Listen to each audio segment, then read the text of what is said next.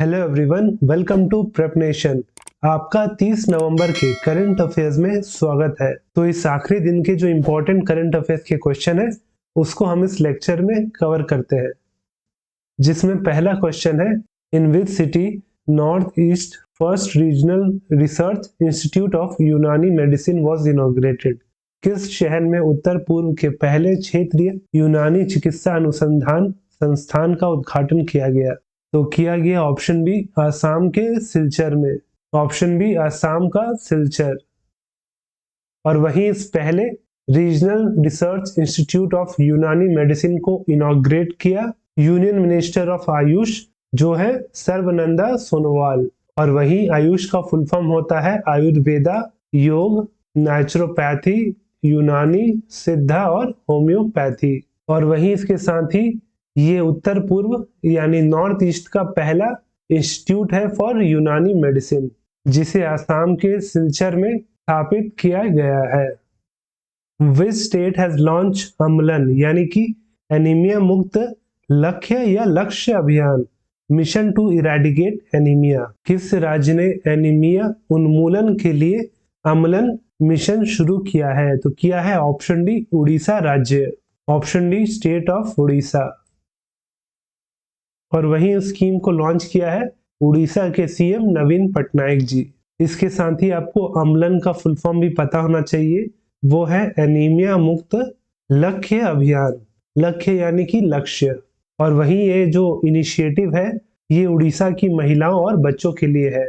और इसके तहत ये जो प्रोग्राम है इसको रोल्ड आउट किया जाएगा 55,000 उड़ीसा के सरकारी और गैर सरकारी स्कूल में। साथ में 74,000 आंगनवाड़ी सेंटर्स में भी इस प्रोग्राम को रोल्ड आउट किया जाएगा।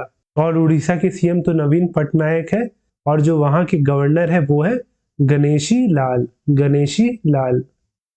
Anwar Ibrahim has become the prime minister of which country? Anwar Ibrahim किस देश के प्रधानमंत्री बने हैं? तो वो बने हैं ऑप्शन सी, मलेशिया के। Option C, Malaysia.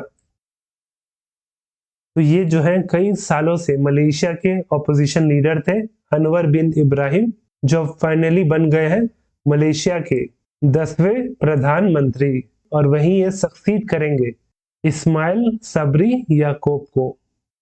Which city will host the first G20 Sherpa meeting in India from 4 to 7 दिसंबर 2022?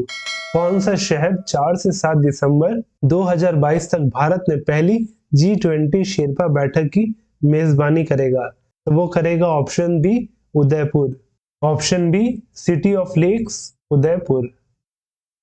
तो जैसे आपको पता होगा उदयपुर, जिसे सिटी ऑफ लेक्स भी कहते हैं, तो वो होस्ट करेगा पहला G20 शेरपा मीटिंग, जिसका आयोजन 4 से 7 दिसंबर को किया जाएगा। वहीं जो G20 शेरपा मीटिंग होता है ये एक प्रिलिमिनरी मीटिंग होता है before the main G20 summit. Which e-commerce joint has unveiled the design of its delivery drone MK30 drone? किस ई-कॉमर्स संयुक्त ने अपने डिलीवरी ड्रोन MK30 ड्रोन के डिजाइन का अनावरण किया? तो वो किया है ऑप्शन सी, अमेजॉन ने। Option C, Amazon. तो ई कॉमर्स जायंट अमेजॉन ने अनवील किया है अपना ड्रोन का नया डिजाइन, जो है प्राइम एयर डिलीवरी ड्रोन। और इस ड्रोन का नाम रखा गया है MK30, जो कि सर्विस में आएगा वर्ष 2024 को। और वहीं ये रिप्लेस करेगा अमेजॉन का पुराना ड्रोन, जिसका नाम है MK27-2। और वही जो ड्रोन का काम होता है वो कि जितनी भी गुड्स की डिलीवरी है उसको बाय ड्रोन भेजा जाए। और वहीं इसका एक डिसएडवांटेज ये है कि अगर ये भारत जैसे देश में इसकी सर्विस आती है तो इससे जो अनएम्प्लॉयमेंट है वो और बढ़ेगा, क्योंकि कई आदमियों का जो काम होता है वो ये ड्रोन अकेले ही कर लेता है। तो इससे जो अनएम्प्लॉयमेंट की समस्या है वो आने वाले समय में और बढ़ेगी। Which Indian naval ship participated in the 13th edition of bilateral exercise Naseem al-Bahar of the coast of Oman? Oman के तट पर द्विपक्षीय अभ्यास नसीम अल बहर के 13वें संस्करण में किस भारतीय नौसेना के जहाज ने भाग लिया? तो भाग लिया ऑप्शन ए, INS त्रिकंड और INS सुमित्रा ने। ऑप्शन ए, INS त्रिकंड और INS सुमित्रा। तो कोई भी मिलिट्री एक्सरसाइज में सबसे पहले तो जान ले कि उस एक्सरसाइज का कौन सा एडिशन था। तो ये था 13वां एडिशन। और वहीं जो ये एक्सरसाइज है वो होता है भारत और ओमान के नेवी के बीच में। और वहीं इस एक्सरसाइज से इस साल इंडियन नेवी की तरफ से पार्टिसिपेट किया INS त्रिकंड और INS सुमित्रा। वहीं साथ में इस एक्सरसाइज का आयोजन कहाँ पे हुआ? तो ये हुआ ओमान के कोस्ट पे। वहीं जो ये एक्सरसाइज था 19 से 24 तक चला था और ये एक्सरसाइज 3 फेजेस में हुआ था, जिसमें पहला फेज था हार्बर, दूसरा सी और तीसरा था डी ब्रीफ। वहीं इस एक्सरसाइज नसीम अल बहर का जो पहला संस्करण हुआ था वो 1993 में हुआ था। इसीलिए वर्ष 2022 में इस एक्सरसाइज के 30 वर्ष पूरे हो गए। तो ये जो डिफेंस एक्सरसाइज है ये आपके एग्जाम पॉइंट ऑफ व्यू में इंपॉर्टेंस रखता है।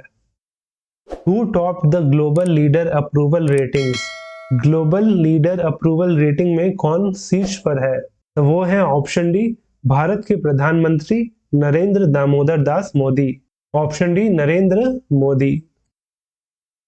और ये जो है वो दुनिया के मोस्ट पॉपुलर लीडर है जिनको अप्रूवल रेटिंग मिला ऑफ 77%।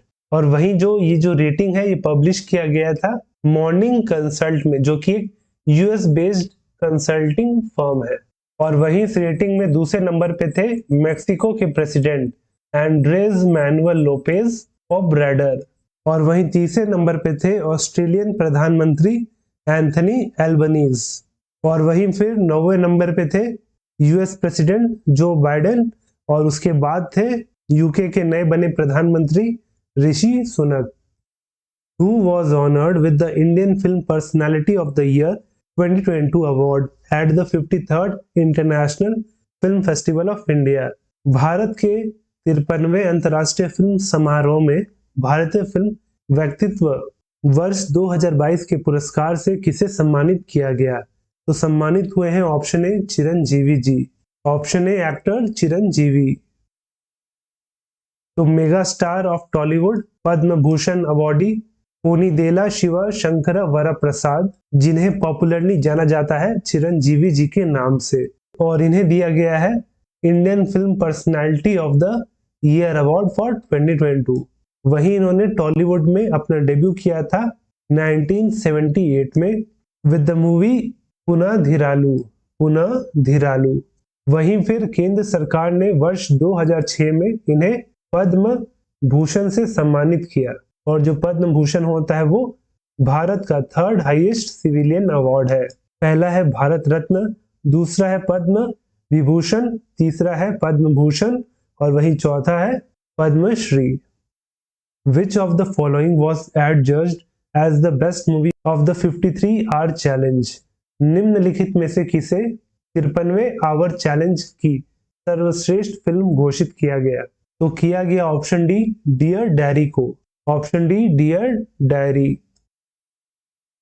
तो जो गोवा में जो इंटरनेशनल फिल्म फेस्टिवल चल रहा था उसमें कंपटीशन रखा गया था 75 क्रिएटिव माइंड्स ऑफ टुमारो का। और वहीं इस कंपटीशन के तहत 53 आवर का चैलेंज दिया गया था 75 क्रिएटिव माइंड्स को, जो कि भारत से कोने कोने से चुने गए थे।